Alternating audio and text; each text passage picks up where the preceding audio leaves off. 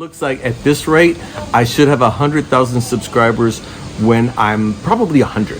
What? 20 seconds in Thailand Rob. I've got some good news and some bad news. So let's get started. Two stories combined in one in this video. One, condos and the number 58,000. 58,000 and condos. What could possibly be in common? Well, let's get started again. This whole story starts in 2020. Yes, 5 years ago. And it's not going to be a 5-year long story. Just hang with me. If you're that impatient, speed up the time to 1.25 and we'll get through this a lot quicker. I'll speak very fast too. I'll speak really fast. As you guys may or may not remember, in 2020, in 2019, we started hearing rumblings about a pandemic, and then actually we heard rumblings about something over in another country, and then in 2020, we all realized what was happening. At the same time, Thailand was flourishing in building condos, and Thailand Rob was flourishing in gaining subscribers. It was going up and up. Condos up, Thailand Rob subscribers up. Everything was wonderful. 2020, 5 years ago. Did I mention that? Well, the basics of this story is to save you from being,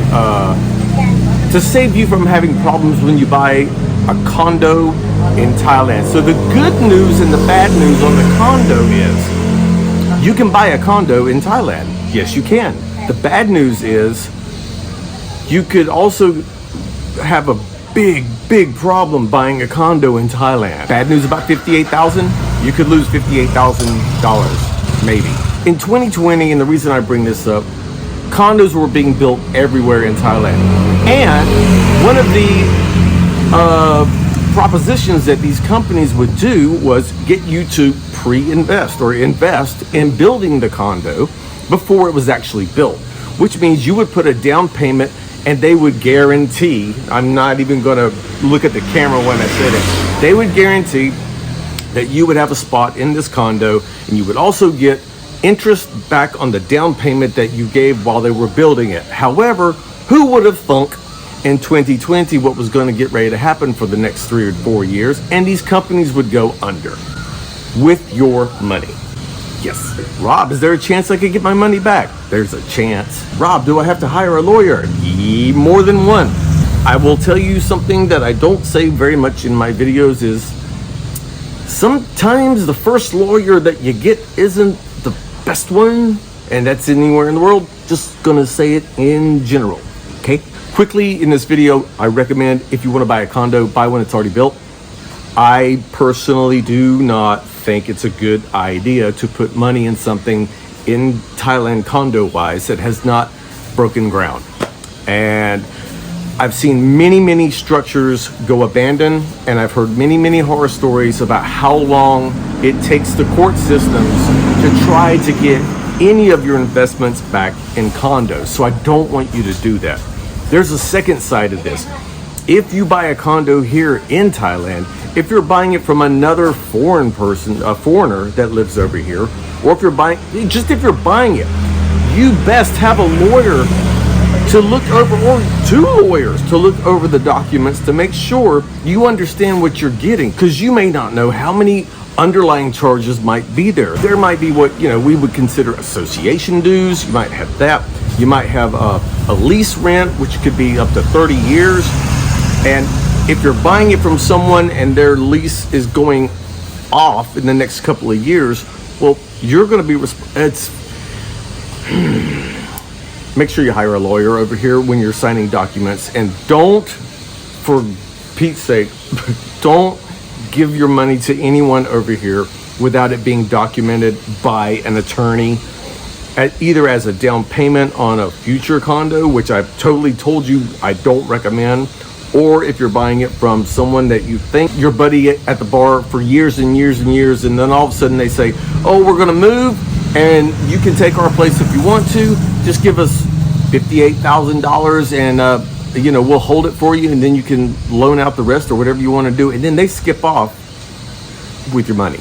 And if you didn't have it in honestly, to be completely honest, if they skip out of town with your money and you don't have you're not in the condo, I don't know what to tell you. I just don't. So the 58,000 was just a reference to my subscriber numbers. Thank you very much. And that goes back to COVID as well. So going back to 2020, Thailand Rob's subscription numbers were going through the roof because everyone was stuck at home watching YouTube, and Thailand Rob went to 57,000, 57,300, 57,400, 57 stopped 5 years ago. But as of this week, we're at 58,000. I'm so happy. I'm good. It doesn't mean anything different dollar-wise. I don't make money off of subscriptions. It's just a mental number that makes me happy, because I, unlike some vloggers, I do not pay for subscriptions. As any YouTuber, you want the 100,000 subscribers because you get a plaque. It looks like at this rate, I should have 100,000 subscribers when I'm probably 100. So thanks for the thumbs up, and thanks for subscribing. When I'm 100, I'll have a plaque. You can put it on my tombstone. I'm not going to have a tombstone. Put me in. I want to be buried in one of those shelf things. You go and you like see the name on it, you can pull me out and look at me, and that's disgusting, isn't it? I know, too much information. Sorry. A mausoleum. The Thailand Rob mausoleum. Oh yeah, vanity at its best. So guys, but back to a serious note. If you plan on buying in Thailand, as a foreigner, you cannot own the land, but you can own the building above it. Some people have went old school and built Thai houses that are movable. That's a whole different video that I'm not even going to get into. But there are houses up in Isom. You can break the houses down. They're old school houses. They're not concrete, obviously. But so yeah, you can build a house over here. You can have the paperwork drawn up that you cannot be evicted for X amount of years. Let's say 30 years or until your death. And then after that, it will go back to either whoever the landowner is. It will go into their name. You can't pass it off. As far as I know, you can't pass it off to anybody else in your family. I'm pretty sure. I've never heard of anyone passing their house off to a sibling. I have not heard that. If you have, please put it in the comments. But this is out of my league. I don't know. But I would really, really, really not recommend you giving your money to anything that you're not living in and has not been built. No. Some people might have in the comments that they had a great experience, but if it was during the pandemic, I would really enjoy to read your comment if you bought something during the pandemic and it worked out, because I saw so many people lose so much and they were just trying to buy a home. And so this is a Debbie Downer note on the end of a 58,000 upside. But on the upside, we got 58,000 subscribers. On the downside, I've saw people that are back in their countries now saving money just to come back to Thailand and try it again. And that's it. And personally, I just rent. I've done the math.